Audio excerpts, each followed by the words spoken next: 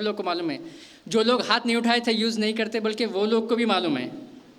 Internet का जब पूछा गया था कि क्या आप लोग इंटरनेट इस्तेमाल करते हैं, तो जो लोगों ने व्हाट्सअप कहा उन्होंने हाथ नहीं उठाया था, यानी वो लोग भी इस्तेमाल करते हैं। व्हाट्सअप से ही पहचाना आप लोगों ने। और ये फेसबुक, ये तो सबको मालूम है। फिर भाई आप लोगों ने इंटरनेट हाथ क्यों नहीं उठाया था? कैसे मालूम है? अगर आप इंटरनेट इस्तेमाल नहीं करते तो इसके बारे में कैसे मालूम है आपको?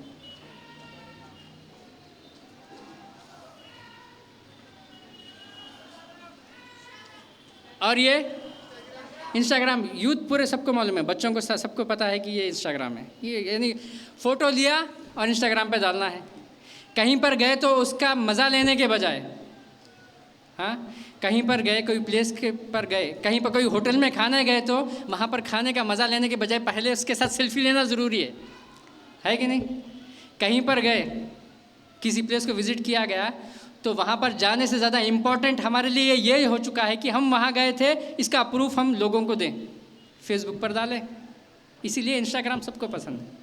हम हमारी सेल्फ वर्थ अगर लोगों के लाइक्स पर डिसाइड करेंगे तो हम कभी डेवलप नहीं हो पाएंगे, कभी नहीं डेवलप हो पाएंगे। हम हमारी सेल्फ वर्थ सिर्फ खुद ही में ढूंढना पड़ेगा। लोग हमें अच्छा कहें या बुरा कहें, अगर हम हमारे दिल में तसल्ली हो जाएगी कि हम अच्छा करेंगे, लोग हमें खूबसूरत माने या ना माने इससे कोई फ़र्क नहीं पड़ेगा। हम अगर इंसान खूबसूरत है तो काफ़ी होगा। लोगों के लाइक्स डिसाइड कर कर ये ना डिसाइड करेंगे कि उनकी ज़िंदगी अच्छी है। आज फेसबुक पर लोग 100 बार मेकअप कर कर उसको फ़ोटोशॉप करके डाल रहे हैं कि अभी मैंने ये फ़ोटो लेके डाला। उसको देखकर कई बच्चियां परेशान हो रही कि देखो इसकी कितनी खूबसूरत है, और वो लोग डिप्रेशन में जा रहे हैं। ये नहीं है, ये 100 बार लेकर उठ के मेकअप करके ये करके कि मैं अभी उठ के अभी डाली मैं फ़ोटो, देखो मैं उठते ऐसा दिख रही, नहीं दिख रही, उन्हें उठे बाद वैसा उठ के मेकअप करके सब करके फिर बाद में ये कह रही कि वो अभी ऐसे दिख रही। उससे हो रहा क्या कि कई लाख बच्चियां उससे डिप्रेशन में जा रही हैं। क्यों? अपनी सेल्फ वर्थ किसी और में खोज रहे हैं कि उनके जैसा बनना है। नहीं, हम सब यूनिक है। हमको अपने तरीके से अगर बन के रहेंगे, हम अपने आप में देखेंगे तो तभी हम आगे बढ़ पाएंगे, तभी हम सही हो पाएंगे। किसी और के जैसा बनना नहीं है। अल्लाह ने, खुदा ने सबको अपने आप में बेहतरीन बनाया है, सबको। ये सिर्फ ये चीज़ डिसाइड करेगी कि हम अच्छे या नहीं, कि हमारा कैरेक्टर कैसा है, क्या हम लोगों के काम में आते हैं या नहीं, क्या हम सच्चाई पर चलते हैं या नहीं। ये चीज़ डिसाइड करेगी। ये चीज़ डिसाइड नहीं करेगी कि क्या हम उनकी तरह दिखते हैं या नहीं, उनकी तरह कामयाब हैं या नहीं। हर किसी की अपनी एक कामयाबी होती है, हमें उसी को ही फॉलो करना चाहिए। ये जो ट्रैपिंग्स है फेसबुक इंस्टाग्राम्स के, इसमें फंसने के बजाय, इसी में रहने के बजाय हम इसके आगे बढ़ें, अपने टाइम को सही इस्तेमाल करें। तो आप लोगों ने बिल्कुल सही पहचाना कि ये क्या था, इंस्टाग्राम। Very good.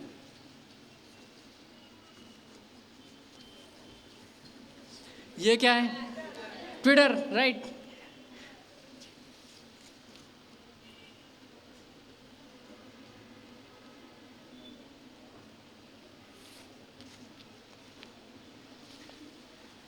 ये क्या है?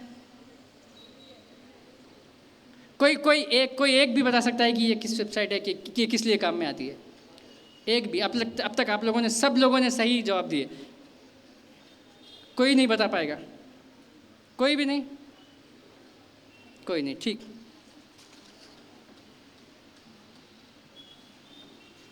कोई ये वेबसाइट के बारे में या ऐप के बारे में बता पाएगा?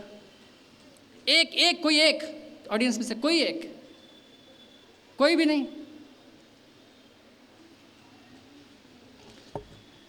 पहले के जो 4 सही जवाब तकरीबन जो सबसे मिले वो सोशल मीडिया के थे। उस पर हम एक दूसरे को लाइक्स करना, शेयर करना, लोगों को फ्रेंड रिक्वेस्ट देना, एक था। बाकी के जो 2 थे, EDX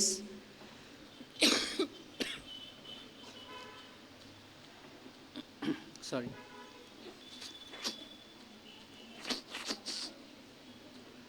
EDX और कोर्सेरा, ये 2 वेबसाइट्स थे। इसका जवाब ये है, ये 2 वेबसाइट्स ऐसे वेबसाइट्स हैं जो फ्री एजुकेशन देते हैं, जो फ्री एजुकेशन देते हैं, और हम में से किसी को पता नहीं। हम सबको ये 4 बेकार के टूल्स सबको पता है, सब यूज़ कर रहे हैं। लेकिन सबसे इम्पॉर्टेंट जो टूल्स है हमारे ज़िंदगी के लिए, EDX और कोर्सेरा। और ये सिर्फ एजुकेशन, फ्री एजुकेशन नहीं देते, ये हमारे जैसे लोग आके कोई नहीं पढ़ाते। ये कहाँ की एजुकेशन फ्री दे रहे हैं? ये हार्वर्ड इंस्टीट्यूट, हार्वर्ड की एजुकेशन यहाँ पर फ्री अवेलेबल है। यहाँ पर Massachusetts institute of technology, MIT के प्रोफेसर्स जो पढ़ाते हैं वो कोर्सेज फ्रीली अवेलेबल है। यहाँ पर कैम्ब्रिज यूनिवर्सिटीज़ के कोर्सेज फ्रीली अवेलेबल है। यहाँ पर ऑक्सफोर्ड यूनिवर्सिटी के कोर्सेज फ्रीली अवेलेबल है, और हमें पता ही नहीं, कोई यूज़ नहीं करते। जानते हैं, मैंने कहा था कि फेसबुक को कितने लोग एक दिन में, कितने लोग लॉगिन करते हैं? फेसबुक को कितने लोग लॉगिन करते हैं एक दिन में? 230 करोड़ लोग। इन वेबसाइट्स को कितने लोग इस्तेमाल करते हैं? कोई अंदाज़ा दे सकता है कि कोई चीज़ कितने करोड़ हो सकता है? कोई गेस?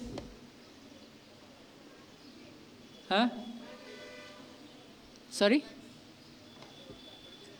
20 लाख। आप कितने लोग इस्तेमाल करेंगे? कोई 20 लाख बोल रहे? हाँ, 2 करोड़। रियल फिगर मैं बताने जा रहा हूँ, 15,000 लोग इस्तेमाल करते हैं ऐसी वेबसाइट्स को। जानते हैं इस पर कौन से कोर्सेस अवेलेबल हैं? फिजिक्स, मैथमेटिक्स, केमिस्ट्री, बायोलॉजी, ये तो सारे हैं, ये तो यहाँ पर भी पढ़ाते हैं। Robotics, mobile application development, software development, arts, astronomy, rocket sciences, nutrition, genetics के अलावा इंजीनियरिंग के तकरीबन सारे कोर्सेस हैं, अकाउंट्स के सारे कोर्सेस हैं, MBA के सारे कोर्सेस हैं। और ये कौन पढ़ा रहा है? हार्वर्ड यूनिवर्सिटी के प्रोफेसर्स, MIT के प्रोफेसर्स, कैम्ब्रिज यूनिवर्सिटी के प्रोफेसर्स इन चीज़ों को पढ़ा रहे हैं। और हम हमारा टाइम का यूज़ कर रहे हैं। रोज़ 600 करोड़ लोग यूट्यूब पे 600 करोड़ वीडियोस देखते हैं, 15,000 लोग ये देखते हैं। वर्ल्ड या कोई भी देश, कोई भी कंट्री कैसे डेवलप हो सकता है जब वो अपना टाइम नेटफ्लिक्स पर बर्बाद कर रहा है, जो अपना टाइम फेसबुक पर लोगों से चैटिंग करने में, स्नैपचैटिंग में अगर हम बर्बाद कर देंगे अपना वक्त, और इस तरीके के वेबसाइट्स के बारे में हमें पता भी नहीं होगा, तो हम कैसे आगे बढ़ पाएंगे? किस तरह, यानी हमारा देखिए हमारी प्रायोरिटीज़ क्या है। चाहे तो ये एक ही सर्च में हम आसानी से अवेलेबल है ये सारे वेबसाइट्स।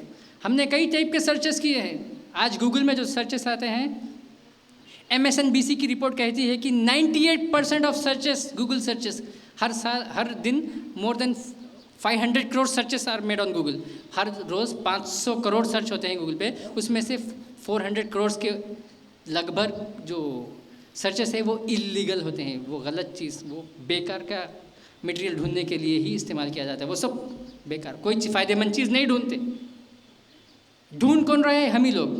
क्या ढूंढ रहे हैं? जो चीज़ ढूंढ रहे हैं वो मिल रही है, जो मिल रही है उसको इस्तेमाल कर रहे हैं। अगर हमने EDX ढूंढा होता तो आज हमारे कंट्री में भी, हमारे आदिलाबाद में भी कई लोग मोबाइल एप्लीकेशन डेवलपर्स भी होते।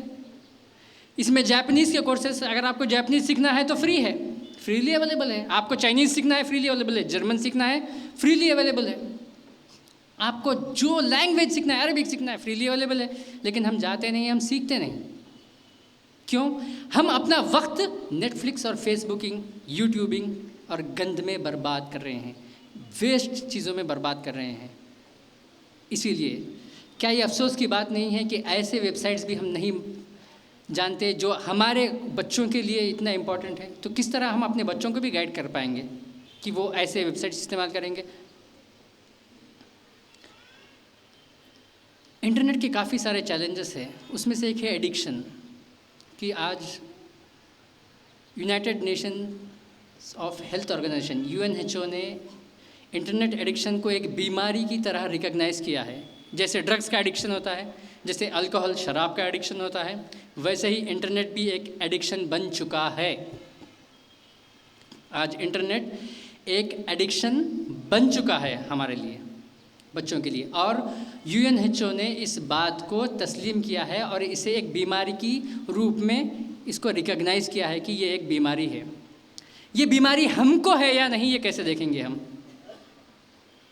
अगर हम बार बार बिना कोई नोटिफिकेशन आने पर भी अगर फ़ोन चेक कर रहे हैं तो समझिए कि ये बीमारी के सिम्टम्स है। अगर हमने कोई ऐसे वक्त सेट नहीं किए हों जिनमें हमें मोबाइल का यूसेज नहीं करना हो, यानी हमेशा मोबाइल अपने साथ ही रह रहा है, सो रहे हैं तो भी साथ रह रहा है, उठ रहे हैं तो भी साथ रह रहा है, कोई लोग तो टॉयलेट में भी सो लेके जा रहे हैं। अगर ये हाल पे अगर हम हैं तो डेफिनेटली वी आर एडिक्टेड। आप एडिक्टेड हैं और इस चीज़ का प्रॉब्लम आपको है, और हमें चाहिए कि इस चीज़ को हम अपने जो मोबाइल का यूसेज है इस पर गौर करें कि क्या ये सही है या नहीं। इसी तरीके से अगर बच्चों को ये बताया जाए कि आप जो इंटरनेट इस्तेमाल कर रहे हैं, जो मोबाइल इस्तेमाल कर रहे हैं, ये वक्त ज़्यादा है, तो उनको गुस्सा आ जाएगा। ये बड़ा सिम्टम है कि वो लोग इंटरनेट के एडिक्ट हैं, वो लोग आज एडिक्ट हो चुके हैं, इसका बहुत बड़ा सिम्टम है। नींद को कुर्बान करके, स्लीपिंग हैबिट्स को कुर्बान करके ऑनलाइन रहना, मोबाइल का यूसेज करना, टेक्नोलॉजी का यूसेज करना, मानिए कि इंटरनेट का एडिक्शन की बीमारी हमको लग गई है। ये समझना, जब अगर माँ बाप या किसी कोई और हमने ये बताया कि आप जो इंटरनेट इस्तेमाल कर रहे हो ज़्यादा है, तो उस पर गुस्सा आना, डेफिनेटली बीमारी आ चुकी है। उसके बिताए वक्त को कम समझना, इंटरनेट पे कम ही यूज़ कर रहा हूँ मैं, डेफिनेटली बीमारी आ चुकी है। अपने बाजुक पड़ोसी से बात करना, अपने घर वालों को छोड़कर ऑनलाइन चैटिंग करना, definitely a sign of addiction, definite sign of addiction. कि अगर हम कहीं पर जाकर बाजुक पड़ोसियों से बात करने के बजाय, ह्यूमन रिलेशंस के बजाय वर्चुअल रिलेशंस में अगर हम दिलचस्पी बता रहे हैं, तो हम एडिक्टेड हैं। अगर हम एडिक्टेड हैं इस टेक्नोलॉजी के, अगर हमने ये जान लिया, तो हम ये कैसे समझेंगे कि अब इसको हम कैसे बचाएंगे, खुद को और अपने बच्चों को किस तरह बचाएंगे। इसके कोई स्टेप्स है। सबसे पहले चीज़, अपने बच्चों को इंटरनेट से बैन या महरूम ना कीजिए। ये कर आप उनको अपना दुश्मन बनाएंगे। वो लोग कहीं ना कहीं से यूज़ नहीं भी करेंगे, तब भी आपसे दुश्मन बनने बैठेंगे। इंटरनेट को बैन कर हम उसका सोल्यूशन नहीं ढूंढ सकते। इंटरनेट आज हमारी ज़रूरत बन चुका है। हमारे बैंकिंग सेक्टर इंटरनेट पर डिपेंड है, हमारा अकाउंटिंग सेक्टर इंटरनेट पर डिपेंड है, हमारा हेल्थ सेक्टर इंटरनेट पर डिपेंड है, एजुकेशन इंटरनेट पर डिपेंड है। हम इसको बैन करके इसका सोल्यूशन नहीं ढूंढ सकते। हम इसको रेगुलेट कर इंटरनेट पर अपने बच्चों के हैबिट्स को रेगुलेट कर इसका सोल्यूशन ढूंढ सकते हैं, वरना इसको बैन करने का कोई सोल्यूशन नहीं है। अगर हम ये देखेंगे कि यहाँ से जाके अगर अपने बच्चों को बोलेंगे तू बहुत ज़्यादा यूज़ कर रहा, बैन, तू रुक जा, अब इंटरनेट यूज़ मत कर, अगर हम ये सोचेंगे तो हम अपने बच्चों के मुस्तकबिल से खिलवाड़ कर रहे हैं। तो सिर्फ सबसे पहला काम ये है कि अपने बच्चों को अपना दोस्त बनाएं और उनसे डिस्कस करें कि इस वक्त से इस वक्त तक आप इंटरनेट इस्तेमाल कर सकते हैं सुपरविज़न में। कोई भी सॉफ्टवेयर आपके बच्चों को उतना अच्छा नहीं बचा सकता जितना आपका खुद का पेरेंटिंग स्किल्स बचा सकती हैं। आप ये कहिए, बच्चों को लैपटॉप ला कर ना दें ताकि वो बेडरूम में जाकर इस्तेमाल कर सके, नहीं, लैपटॉप ला कर नहीं देना है। अगर उनको स्कूल का प्रोजेक्ट वर्क है, होमवर्क है, तो बिल्कुल they have to use internet, उनको इंटरनेट इस्तेमाल करना होगा, उनको इस्तेमाल करने दीजिए। लेकिन वो कंप्यूटर क्या उनके रूम में नहीं रहना होगा, कहाँ रहना है, उसको हॉल में रहना है। हॉल में जहाँ पर सबकी नज़र आती जाती है, वो भी वॉल साइड फेसिंग नहीं रहना, ऐसा नहीं, ऐसा फेसिंग रहना है, बच्चा ऐसा रहना, सब लोग को दिखना। तो उस टाइम पर और उनसे बात करेंगे कि कौन सी वेबसाइट वो एक्सेस कर सकते हैं और कौन सी नहीं, कितने वक्त तक एक्सेस कर सकते हैं और कितने वक्त तक नहीं। इसी तरीके से उनके वीडियो गेम्स पर भी बैन करना सोल्यूशन नहीं है। वीडियो गेम्स पर भी एक टाइम लिमिट सेट करें कि आप इतने से इतने वक्त तक ये वीडियो गेम इस रेटिंग की, क्योंकि आज वीडियो गेम्स में भी रेटिंग्स है। बच्चों को कोई भी वीडियो गेम जब वो बोलेंगे तो आप देखें कि वो वीडियो गेम कौन सा रेटेड है, क्योंकि आज जैसे फिल्म्स की रेटिंग है, एडल्ट फिल्म, ये नॉन एडल्ट फिल्म, ऐसे वीडियो गेम्स में भी रेटिंग्स होते हैं। तो कोई भी जो गेम है उनको ला के ना दें। और ऑनलाइन गेमिंग्स पे ख़ास तौर पर अपनी आंखें खुली रखें। क्यों? ऑनलाइन गेमिंग्स पर बच्चों को निजी इन्फॉर्मेशन, प्राइवेट इन्फॉर्मेशन खेलते खेलते ऐसे हैकर्स हैं जो उनसे पूछते हैं कि आप कहाँ रहते हैं, कि आपके वालिद साहब का नाम क्या है, कैजुअल चैट में। अब वो समझ रहे हैं कि गेम खेल रहा है, मेरा पार्टनर ही है, पता नहीं कौन होगा। वो बच्चे का नाम लेकर एक प्रोफाइल बना के एक हैकर रह सकता है, बड़ा हैकर, बड़ी उम्र का हैकर भी हो सकता है, वो उनका डिटेल्स लेता है और कभी कभी बैंक अकाउंट भी हैक करता है। और उसके अलावा भी अपने घर के प्राइवेट मसलों को दूसरों तक डिस्कस करने की ज़रूरत ही नहीं है कि हम कहाँ रहते हैं, क्या रहते हैं। ये चीज़ हम दूसरों तक बताएं ही क्यों। फेसबुक पर वर्चुअल क्रेडिट किसे कहते हैं? कैंडी क्रश जानते हैं आप लोग? कैंडी क्रश खेलें? फेसबुक का एक गेम है कैंडी क्रश, तकरीबन बच्चे तो खेले हुए हैं। वो कैंडी क्रश में अगर आपको कुछ पॉइंट्स होना है तो आपको कुछ ख़रीदना पड़ेगा। फेसबुक पर वर्चुअल क्रेडिट, ऐसे ही गेम्स खेलने के लिए जो पैसा आज तक फेसबुक ने जो कमाया है वो कितना है? 1.98 बिलियन डॉलर, तकरीबन $2 बिलियन फेसबुक ने कमाए हैं। किस वजह से? सिर्फ वर्चुअल क्रेडिट से, बच्चों के, बड़ों के ऑनलाइन वर्चुअल गेम्स खेलने से उन्होंने $2 बिलियन कमाए। इस $2 बिलियन में क्या क्या ख़रीदा जा सकता है आपको मालूम है? 5 प्राइवेट आइलैंड्स हम खरीद सकते थे। प्राइवेट आइलैंड्स हम खरीद ले सकते थे। 2 जहाज़, कश्तियाँ उन आइलैंड्स पे जाने के लिए भी खरीदा जा सकती थी। उस चीज़ पर, किस चीज़ पर खर्च हुई? वर्चुअल गेम्स पर, फार्मवेली पर, कैंडी क्रश पर, इन चीज़ों पर खर्च किया गया। ये तो बच्चों के गेमिंग हैबिट्स पर भी नज़र डालें कि क्या वो लोग ऐसे लोगों से बात कर रहे हैं गेम खेलते खेलते जिनसे वो बात नहीं करना चाहिए। चैटिंग गेम्स उन पे अलाउ ना कीजिए।